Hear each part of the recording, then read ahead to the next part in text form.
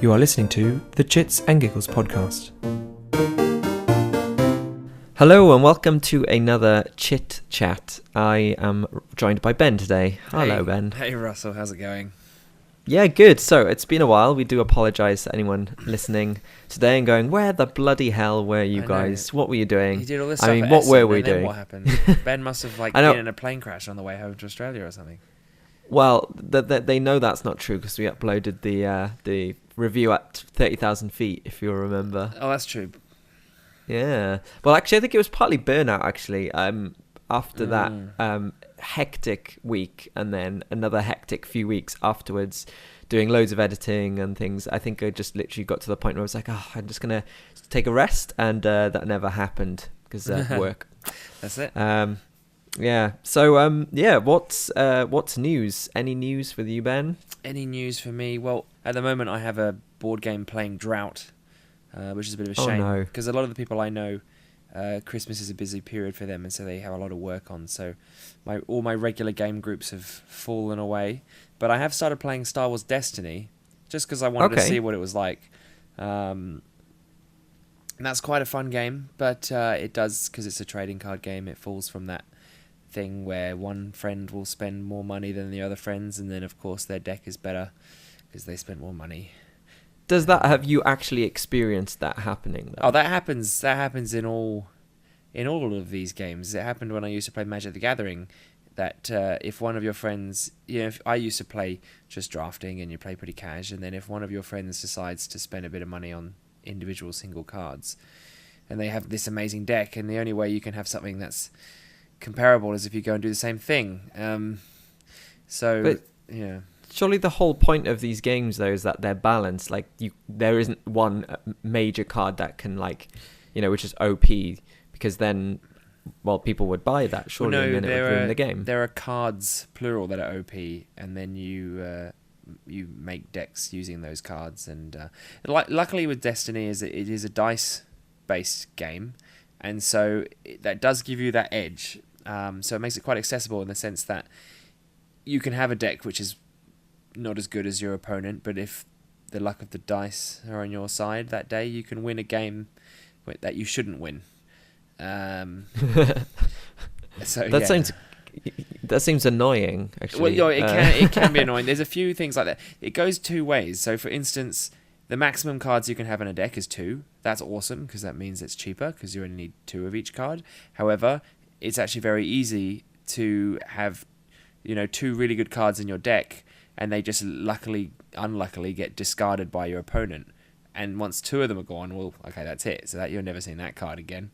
And so everything kind of backfires.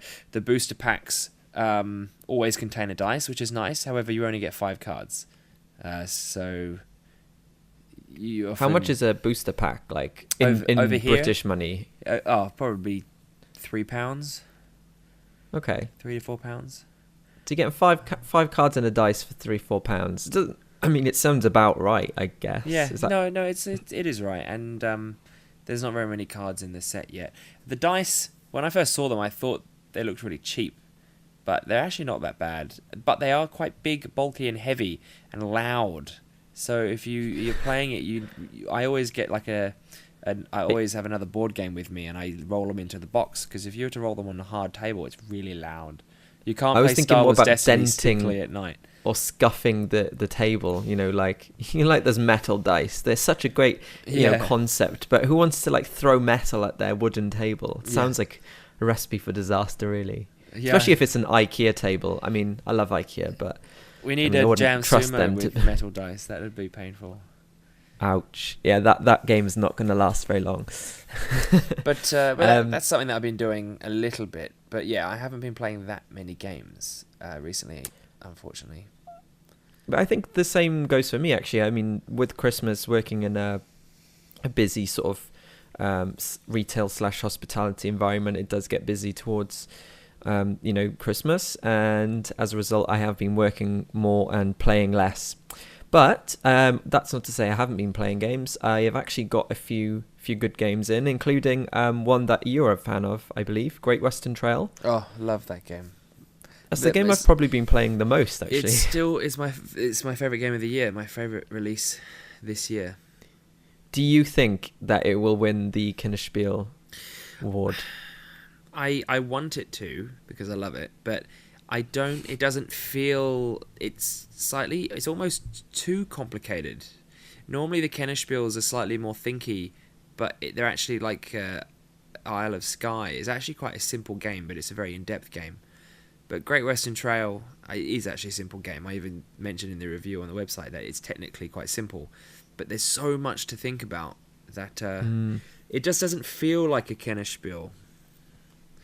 Well, I mean, tastes are changing, and I think general gamers, what's the word? I don't know the word I'm thinking of, but the general sort of ability of a gamer tends to be more accepting of more complex mechanics.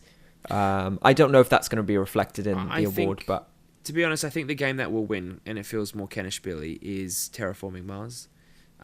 Luckily, I actually managed to play that since Essen. It's funny, I didn't play it at Essen because I looked at it, and the game is so incredibly ugly, and I still stick to that after playing it, that it put me off. And there was only one table at Essen that you could play it, and it was always full, and it sold out on the first day. That's not the point. But I think there were actually 2 tables you could play it. Not that matters at all. I just remember seeing another one by the Red 7 stand. Oh, okay. Anyway, carry on. But the game is actually amazing. It's really good. And the reason I think it might win a Kennerspiel is because there's a lot of kind of in-depth strategy, but it has a very kind of American feel in the sense that there's a big deck of cards that you're drawing from, and so you're never sure what you're going to get, but you get a hand of cards and you can buy the cards that you want to keep and just get rid of the rest. So you have that selective thing, but it has that, it's like borderline take that feel where some people can get cards that work really well with the company they start the game with, and some people don't. But then that's the thing, in the Eurostyle you have to work with that. You have to work with what you get given, kind of like in Carcassonne. You have to work with the tiles you're given, and this you have to work with the cards you're given.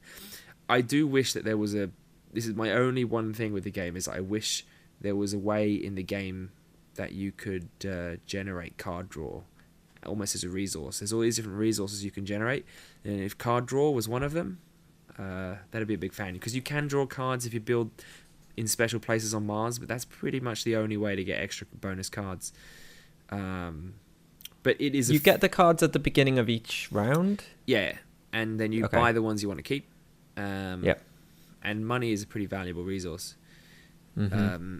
So it's not like you just buy them all, because then you can't play any of them. Yeah.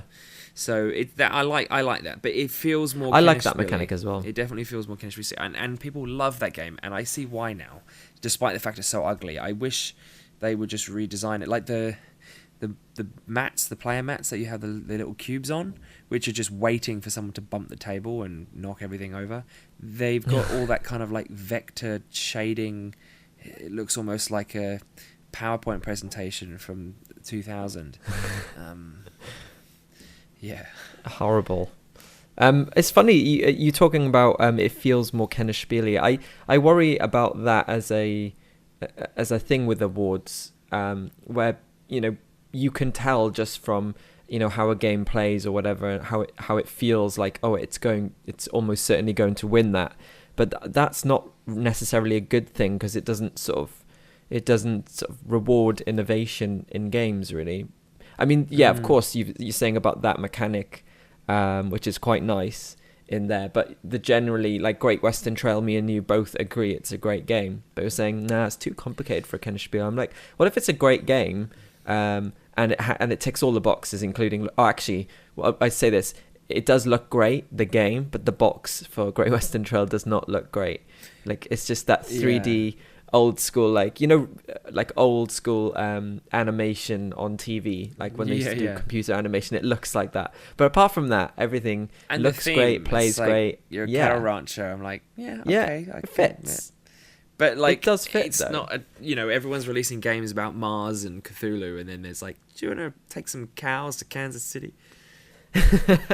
we should have that in the next board game knockout, maybe. Anyway, Great Western Trail, great game. That's what I've been playing mostly. I have been playing a few other. I learned a couple of really simple games as well quite recently, including not new games at all, but No Thanks. I remember you've played that, haven't you? And just those simple games, they're so, I don't know, they're not games I would go out of my way to play, but they're perfect like filler games, like I'd say palate cleanser games maybe. Yeah. You know? Yeah, speaking of light games, I played a game that you and Dave played, and if I remember, weren't so keen on at the UK Games Expo. Ice School. Yeah. That game for me is so close to being a good game. Like, the penguins are awesome, and the fact that you can make them jump is really fun. By flicking them in the head, you can get them to jump over stuff. However, in the game, they don't use that. There should be a room that you can only get into by jumping into, so that then if you're good at flicking, you can get into it. And then the fact that they've designed the doors so that you can't fit through them unless you're sideways. You're not a fan. That it happened all the time, that you would flick into the door and you wouldn't go through, and then you were just stuck there. It happened all the time. Maybe. I mean, I haven't properly played a game, so I'm not the best person to talk about this, but is it not like a strategic decision? Oh, you have to flick it in a certain way. It's like... No. It's a dexterity game for kids with penguins. You're supposed to just flick things around fast and try and knock into each other. It's not about... But you can do that, though, right? Yes, you can. You know what's interesting? When I was playing it, so I played it at this... it's called MeepleCon. It's essentially just a place for lots of people to come and play board games with each other. This is like a board game ethics thing, which I just couldn't believe when it happened. So we were playing in the middle of Ice Cool. One player took their turn. It was my turn. So I was walking around the table to get into position. As I was doing it, two guys came up to the table, looked at the game, and then one of them just flicked one of the penguins. In the middle of a con, in the middle kind of. Yeah, we were in the middle of a dexterity game, and they just came up and just flicked one of the things. Well, surely that's not good behaviour. I was blown away. I could not believe it happened, and I was like, "Excuse me," and he goes, "Oh, I thought you were setting up the game." So even still, I know, right? Just go. You say, "Oh, would you mind if I had a go?" You know, it blew my mind. It's kind of like, because we talk about these board game ethics, and we try and come up with tricky situations where we're like, borderline. To me, this is like, oh, who would ever do that? But there are gamers out there, because this was like a con for gamers, who apparently that's perfectly fine. If you believe somebody's setting up a dexterity game to just go ahead and flick. Imagine if you're in the middle of a game of Elkfest, and then someone just came along and flicked one of the little stones. You'd be like, hello? Excuse me, who do you think you are? Yeah, I was blown away by that. That's just reminded me of like Tumbling Dice. There's a game we played at Essen, and actually that's been around for a while, I think. Not years, but it's definitely been around a while. That was quite, a simple, fun dexterity game, but doesn't quite beat Jam Sumo. Yeah, I'm sorry about that, Ben. That sounds like a very, very odd experience, and I'm just curious. Did they seem like normal people other than that? Oh well, it was a gaming con. No one there seems like a normal person, but they did seem like perfectly nice people. Yeah, it blew me away. I don't know if you've just offended a lot of people listening there. Oh no, I don't mean in an offensive way. I think you have to be slightly abnormal to enjoy board games. It helps. Do you know what I find though? That's funny. It's funny you say that. I found that a lot of, what's the best word to describe that? Non-gamers. I find a lot of non-gamers now are playing more gaming, like board gamey games. Yeah. They're venturing out. I guess I'm biased because I do work in a board game cafe. One of the things that I find different, that makes maybe me abnormal, is that I find sitting down and kind of playing a strategic game where you have to think and stuff, I find that relaxing. That relaxes me. If I have a really long day at work and you're tired and things, I want to effectively turn your brain off by turning it on to something else, like a game, and distracting yourself from everything else. I find that really relaxing, but I find a lot of people I know think that doing something mentally engaging is the opposite of relaxing. And so that's why I feel like, in that sense, that it's a slightly abnormal thing to do, because this is something that we love to do together and we gather to do, and that I think many of us find quite relaxing, that other people would find it quite taxing and tiring, and they're like, well, I would rather just sit down and do nothing than play a game. But I find sitting down and racking my brains and trying to beat Mike at Agricola, I find that incredibly relaxing. Well, because that's almost impossible. I know, right? But I kind of get why people do find games more of a, like a, what's the word, exhausting task, because to use your brain constantly, especially if, all right, let's just say you and I know quite a lot of games, we could probably jump into most games and go, right, I get mostly how this works, and you may have to learn a couple of things. But if you imagine you've just come to the world of board games, and you're presented with something like, Great Western Trail, or even just a simpler game like Codenames, this is all new to you. You're trying to work out the whole system. You're trying to work out the whole thing. And if you only know games like Scrabble or Monopoly, where you just roll a dice, move the thing, draw a card, done, this is a mental thing, and also people obviously want to win, so they don't want to lose. They don't want to just go, oh yeah, I'll just half-assed play. So people who are learning whole new games, of course, is exhausting, and mental exhaustion is just as much of a real thing as physical exhaustion. So I get that. I wouldn't necessarily agree with your point that I play games to relax. I don't play games to relax. I play games to enjoy myself. Like, I enjoy trying to win a game. I enjoy interacting with like friends, and I enjoy the sort of I'm reluctant to use this word, but banter between the people who are playing. That's the reason I play games. So, and I do get your point, but for me it's not really a relaxing activity. But it's not as much of an exhausting mental activity, etc., as people who are new to the industry or the community would find it, if that makes sense. No, that makes sense. It's interesting because what you were saying reminded me of it. It's actually a conversation we had whilst not being recorded the other day or the other week about playing to win. Mm-hmm. When you play games, how high up your aim list, I guess? So when you're playing a game, you have certain aims you want to get out of the game. How high up is winning?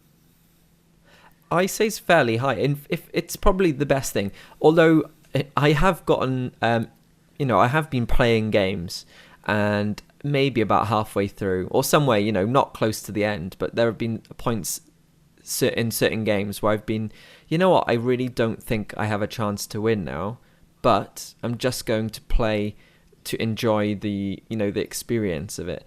There was a really good game that I felt like this the other day. Game of Thrones, Hand of the King. Oh, I haven't played that yet. And okay, so it's an abstract strategy game. You've got all these coloured tiles or cards on the table in a square, and one card, Varys. If you know the show, the he's bald like guy, the eunuch. The major, yeah, exactly. He's like the one controlling everyone essentially. He moves around the board in one direction, and then wherever you stop, you collect all of the people in the family of the place you stopped at. And so the goal is to collect the most majority family members. So, for example, if you have more Starks in your collection at the end of the game than they do, then you win 1 point for the Starks, and then the idea is to have the most of those kind of points. So there was a game where it was like a few turns in, I was like, do you know what, I've got this, I'm going to win this, because I kind of thought ahead. It's a bit like chess in that sense, you want to plan ahead. And then a couple, like next turn or even the one after, I was like, no, that's it, I'm out of this now, I'm just going to play on. And literally like the next turn I won, and it's just the most insane game. And that happens a lot. So if I get to a point in a game where I'm like, oh, you know what, this is I'm out of this game now. I'm not gonna, lose interest fully. I'm still gonna be invested in the game, but like playing to win at that point is like, well, it's outside of my ability now, so I'm just gonna try and do something, interesting, maybe get a load of points or something. But I think it should be top, I guess, of people's. Well, that's interesting because for me, winning isn't at the top. It's a nice side effect of trying to play as best as you can, which means that I can play a game against someone one-on-one and win, but still be unhappy with myself that I could have done better. But vice versa, I can lose a game and actually be really happy. I'm like, I did really well then. I think the other person just played better than me, but I'm actually really happy with how I did. But the thing is, it because I know that with a lot of people, if they're not trying to win, then they just don't try at all. But for me, I'm always trying to beat myself, number one, and then beat other people, number two. And therefore, if I don't beat other people, I don't feel that down. But I think with games, that carries a risk, because in games with chance, you may not be able to beat yourself and actually, the ultimate goal. Yeah, I think the ultimate goal should be to try to win, because if you are but with a trying game of to chance, win, there's no point trying to win because it's chance. You can try to roll as many sixes as you want, but it's not going to happen. No, I mean a game involving chance, not necessarily a game of chance, because otherwise you might just go, let's flip a coin. Yeah. Well, that's my thing with games with more chance in, and that's like I was saying in a previous podcast about once you start playing Carcassonne with 4 players, it becomes such a game of chance that again, I even care less about winning because there's so much chance involved that it's just a nice fun thing. And often in those type of games, I often flip. The other day I was playing Why First, and my approach in the game wasn't trying to win. It was just I had a nemesis, and my goal was just to make sure that they didn't win, which is almost just as fun. Is that Mike? No. But it often is Mike. That's true. I feel like whenever I play with you and Mike, it's just about actually it becomes all about winning, because I can't fathom a world where you guys constantly beat me or one of you guys wins over me. So I think that it very much depends on who you play with, because in a game with my family who aren't as into board games as I am, I won't try to win as much. I still want to win, and because I don't want to. Oh no, but it's everybody wants to win, but to me, it's not the number one aim when I go into a game. There's so many. Well, I'd say that playing my family, winning that I want to get out of it. I was going to say, playing with my family, I guess the main aim there is to make sure that they are enjoying the game, so that they might want to play another one with me, which doesn't usually happen when you play Monopoly, or it didn't in the old days. Talking about that chance thing, do you tend to play, or generally games that you don't, enjoy as much, or you don't want to win as much? Do you find you don't want to play those games as much? For example, Carcassonne, do you find yourself wanting to play that less now because of that, or because it's an old game? It depends on the kind of experience you're looking for. So, for instance, if you want to play a game and it's like a battle of the minds with someone or with a group of friends, then a game of chance like that is silly. But if you are playing with a bunch of like people who aren't really into games, or you just want to play a nice casual simple game, then a more chance game like that is the one that I would pick. But again, I guess to me, winning, the more chance in a game, the less winning means to me. Mm-hmm. If it comes, because you think of it down to its base point. If we play a game where we both roll 10 dice and whoever gets the highest wins, if you beat me, I'll be like, all right, have fun. But then if we play a game like Onitama, where it's a perfect information game, if then you beat me, well, that's you fair and square beat me. There was no chance there. You just out-thought me and outwitted me, and the winning there. That's awesome. That means so much more. And I think the games with less chance are the games where I may try harder to win, because the win would mean more to me. I think that's natural, though, and I think people do that maybe even subconsciously, even if they don't know that they're doing it. They would be like, well, I lost that game, but, there was luck involved, or you had a lucky roll, for example. Yeah. And I think people are subconsciously doing that. But for that reason, actually, I don't tend to play a lot of perfect information games, because when I lose, it's purely down to my own stupidity. So I tend to not play perfect information games. In fact, I don't like them very much in general. I do prefer games where anybody has a chance to win it. And even if, I lose to somebody who just doesn't know the game and got really lucky, it's not, I don't mind as much. But surely not. And as long as I enjoyed the experience. Not to the extent of Killer Bunnies, though, right? Where anyone can I've just avoided win that at game. the end of the game. I'd say that's like Flux as well, right? Yeah, yes. People often win by mistake in Flux. They don't even realise. They're like, and when everyone's like, "Oh, you just won," and they're like, "Oh, really?" Speaking just before, when you're talking about Lucky Roll, I had the most ridiculous ending to a game of the Oracle of Delphi, which isn't a massively luck thingy game. Can you explain the game for those who don't know what Delphi is? So what you're doing is you've got 12 tasks you have to complete, and there's like 4 different types of tasks. And there's like a series of islands, and you've got a ship, and you're trying to move around and do different tasks. So you might have to fight monsters. You need to pick up these like pillars and take them to the cities. You have to discover certain locations on the islands and things like this. So you're racing around, sailing your boat around, trying to discover these things. But it's quite cool because at the start of each round you'll roll, or each end of each turn you'll roll these oracle dice, and then they will have certain colours which will help dictate what actions and locations you need. So for instance, if I want to drop a statue at a blue location, I need to use a blue dice to do the action type of thing. Anyway, at the end of the game, for me to be able to win, I needed to buy an oracle card, which is a card that you can then use as a dice, and that oracle card had to be a very specific colour, and then at the end of my turn I had to roll a specific colour on my dice, and that was all I had to do to win. So it was in the bag pretty much for the other person, but then I did it. I drew the exact card I needed, followed by the exact dice roll I needed, and it was the most janky win ever. I felt really bad. Like, I was really happy at the same time, but it was just a complete fluke, and it almost made it such a hollow victory. I was just like, oh wow. And I don't think of it as a particularly lucky game, but the guy I beat must have been just like, oh, this is ridiculous. It's like that reminds me of poker. The number of times I've seen people, and I've been involved in this myself, the number of times I've won or seen people win just through a lucky card draw at the end. So frustrating, I guess, even more so then because there's money on the line usually.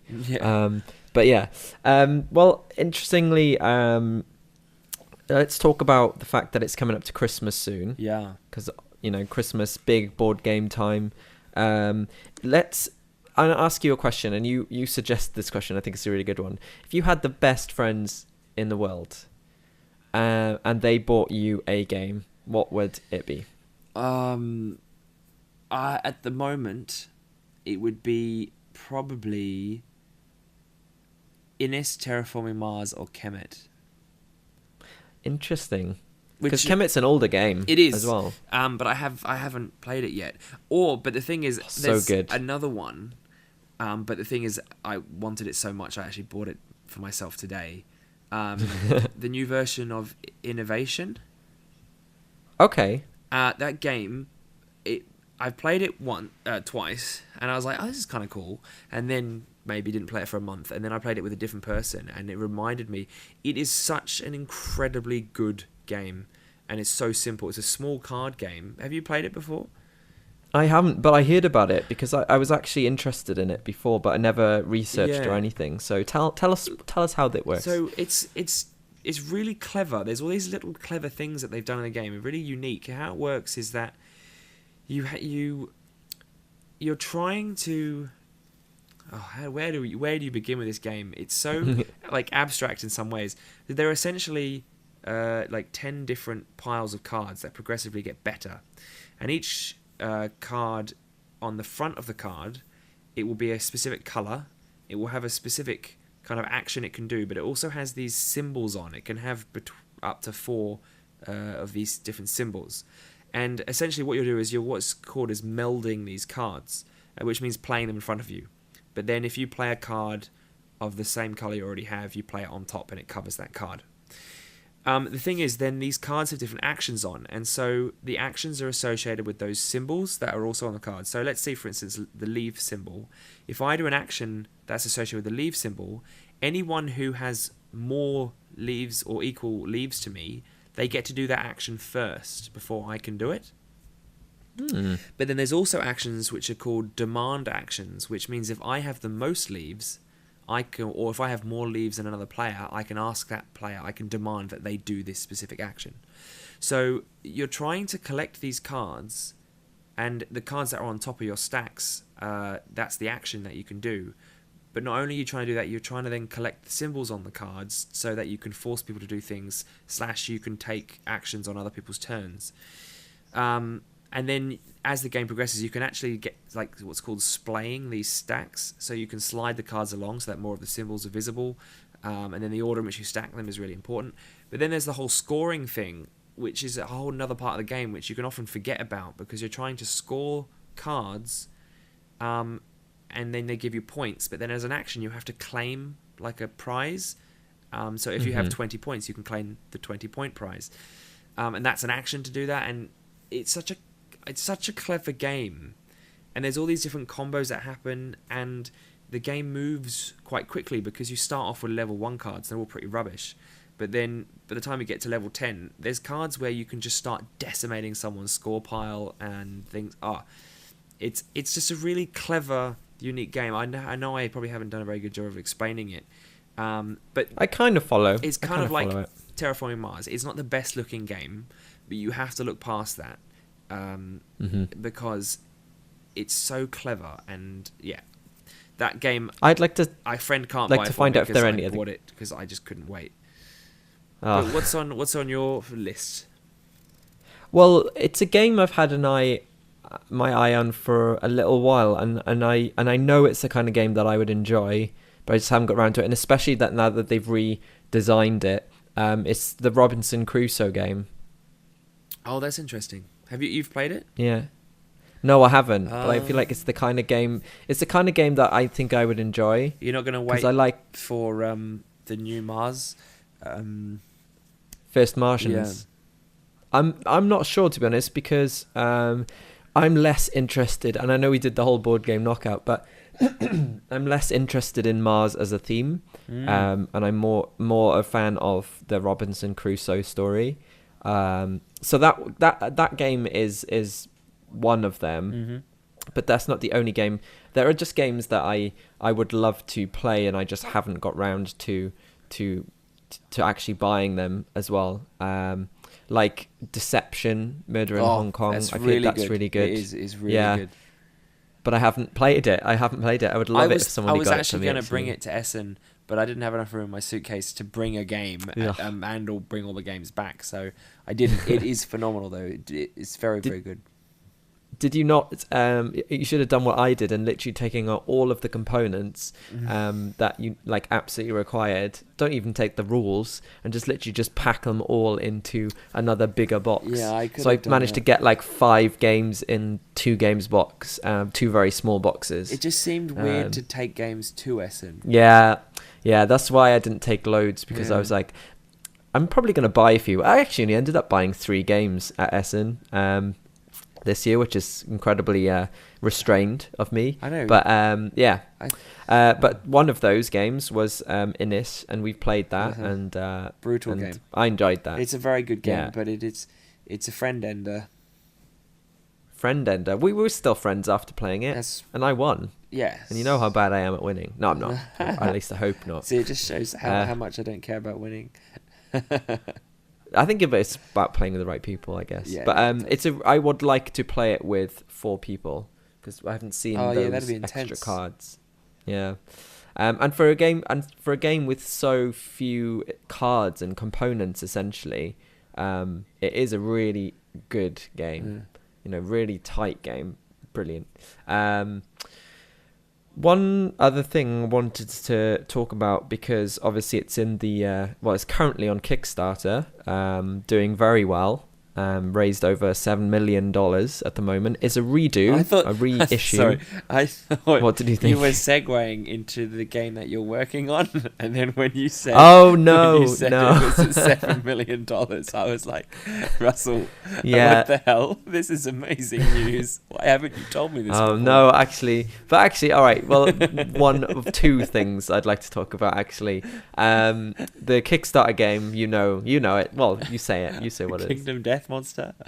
Yeah, by that's Russell the one. Chapman. That's right. It's an. I wish I could dream. This is an interesting dilemma, Kingdom Death Monster, because it's a lot of money, but it's an incredibly good game. Expensive. It's like $400. Is that, or $250? Something ridiculous. Was that the range? For an Australian, it's double that pretty much, because it costs $1 million to ship it over here. Yeah. But need like its own plane. Oh, I was testing this. I'm completely going off topic, but I was testing this. You know, Fantasy Flight had their winter sale, their holiday sale, or whatever it's called, and they sold off a bunch of their games really cheap. So I bought some that I've always wanted to play. And I'm trying this new thing where they send it to some random warehouse in America, and then the Australian Post people send it over to you, and it saves heaps of money. I'm testing that out, except it's taken them like up until now to just release the games within America. It's been months since the sale I was on, so that was a bit weird. But anyway, Kingdom Death Monster, it's a dilemma because I have been lucky enough to actually play the game, and it is one of the most incredibly designed games. So much thought has been put into the design of the game. It is a good-looking game. The story is amazing. The miniatures, probably the best miniatures I've seen out of any game, including like 40k and actual miniature games. What about Chaosmos? You love that. But the miniatures are phenomenal. Like they're better than most miniature games I've seen. These things are incredible. The gameplay is genius. It is a very good game, and we have a mutual friend who owns the game, and he's pretty much stopped playing other board games, and he pretty much only plays this game now. Wow. That's the kind of game it is. It's that good, and it's that involved, but it's that expensive. Mm-hmm. So I haven't backed it because I can't justify it to myself, because I'm one of those people who's like, if I spent that much money, how many other games could I buy for that same amount? Here's the thing. Could it be made affordable? It wouldn't be worth it. That's not why you own it, if that makes sense. I don't know how to describe it. So you're just basically you're paying. It seems like a lot of what you're paying for is the deluxe-ness of it, the luxury of it. Yeah, it's a luxury product, but that you are paying. It's very well made. The components are very well printed. It comes in a really nice box. That's part of the Kingdom Death experience. That's part of it. Exactly. And but the miniatures, that is if you had isolating the a lot miniatures, of people. Yeah, but I'm not saying rubbish miniatures. I'm saying, like, you know, could they be replaced with tokens? Because at the end of the day, all they are is representative of. You can't say, let's play Kingdom Death Monster with tokens. Here's the thing: you can still have that, but you could have like an affordable version. Because what the guy is doing is isolating a hell of a lot of people who cannot spend $250 or 200 quid on a single game. But that would be like, when it's an experience. It would be like watching The Revenant, the film, but watching like a crappy downloaded version on your phone. Like, this thing was designed to be seen on a big screen. This thing was designed to be seen in the right space, in the right environment. And if you're not doing it with all that, it takes away from the experience. Here's the thing, right? Like, Dungeons and Dragons is a game all about storytelling, and like the same idea in that you're taking like people, characters, and developing them, and they're going on a story. But people play that with literally buttons on a piece of paper. Yes. Now, that would still probably have just as much impact in people's heads, story-wise, and the experience they got out of it. But they could have almost exactly the same experience whether they did it with buttons on a piece of paper, or fancy 3D printed figures in a deluxe. I can't. What the hell is wrong with me and the word luxury and deluxe? Deluxeness. I don't know where I'm getting this from. But people could have almost exactly the same experience with all the fancy, the added stuff. And I'm just wondering, is that possible with Kingdom Death Monster? You've played the deluxe version, and for you it might be hard to go back to go down and to play it without that. But is it possible, is what I'm asking, or is it literally detrimental to the game to not have these fancy figures and fantastic art cards and expensive box that it comes in? Yeah, if it didn't come with that, then there's no point playing it. That's part of the game. Wow.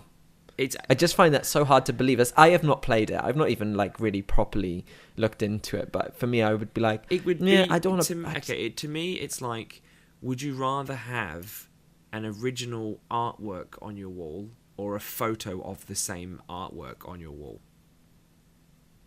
Well, it depends. There's something about having the actual painting there. That's to me, that's what it's like. Like, you can have something everyone's which got the same functions painting. Yeah. Everyone's got the same painting. But look, that's where the analogy ends. But to me, that's what it's like. You can have the real deal, or you can have an imitation, and part of the value comes from having the real deal. And you'll just have to play it. I will have to play it, but hopefully, someone else will buy it. Yeah.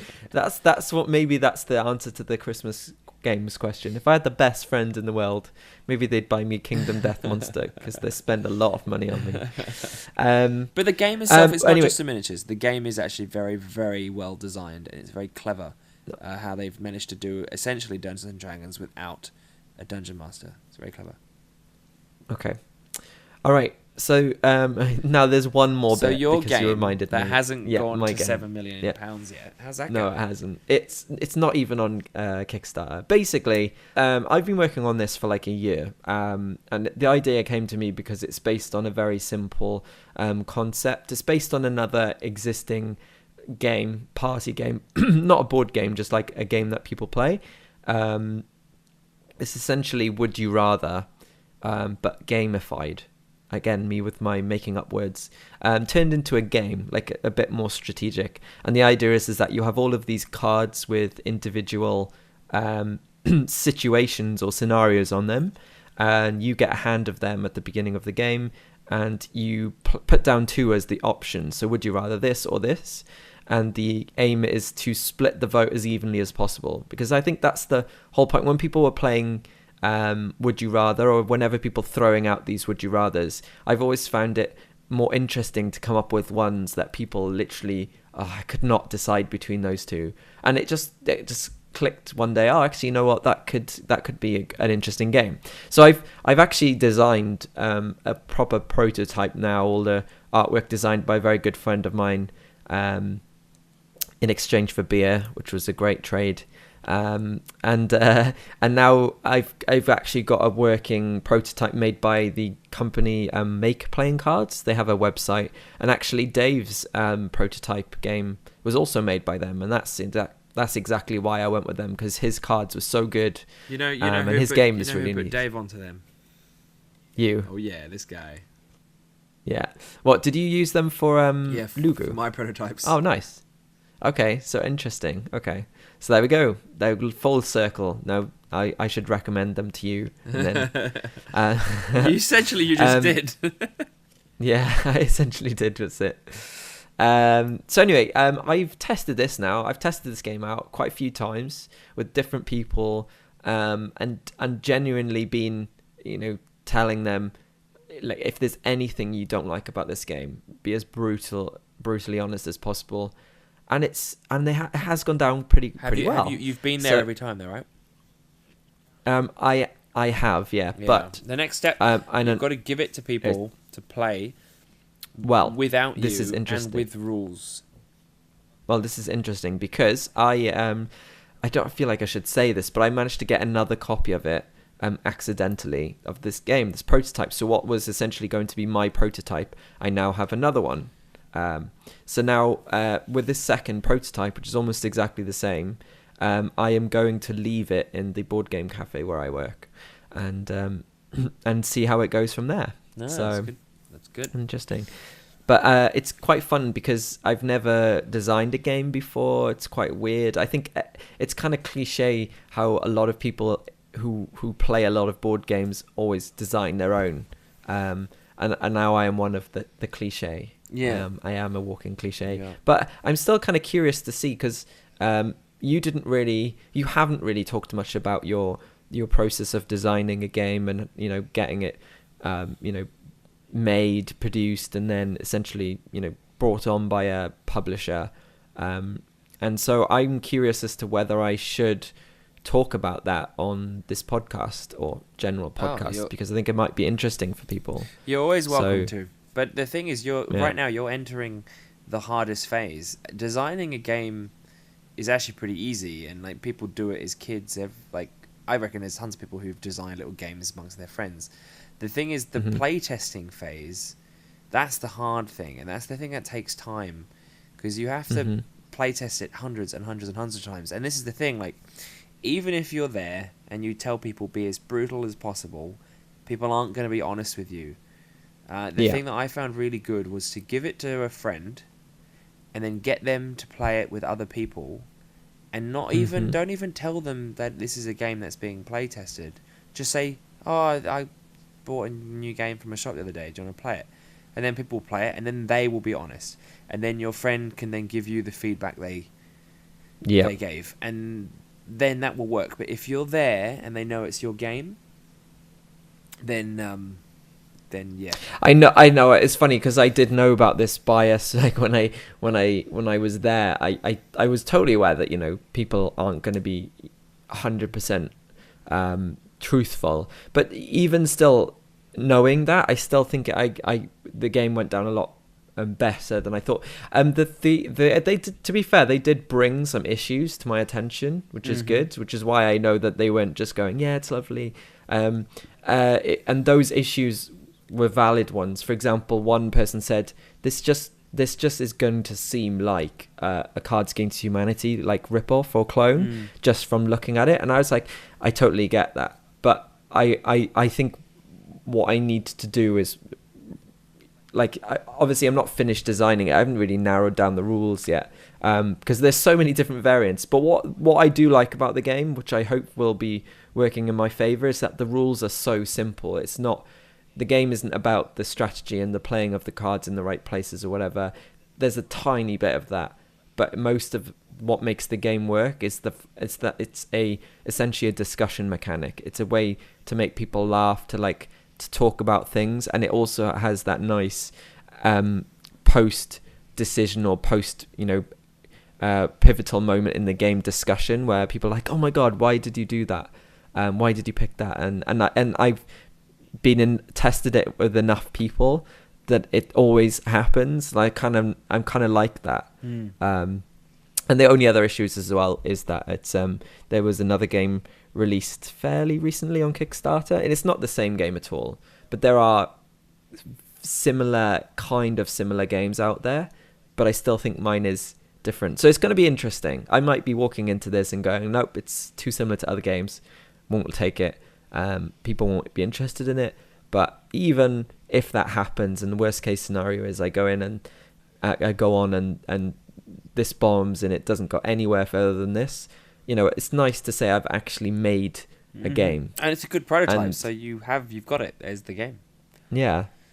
So if anything else, I'm happy that I've got to this point. So yeah, that's it. If you guys have anything to say, you guys listening, want to join in the conversation, comment on anything we've talked about, then please, you know, message via Twitter, Facebook, Instagram, the website, email, whatever you want. basically. What did Dave say before? The Twitters and the Instagrams. That's the one. Maybe we can just copy and paste that bit Every in, time. Every that was podcast. funny.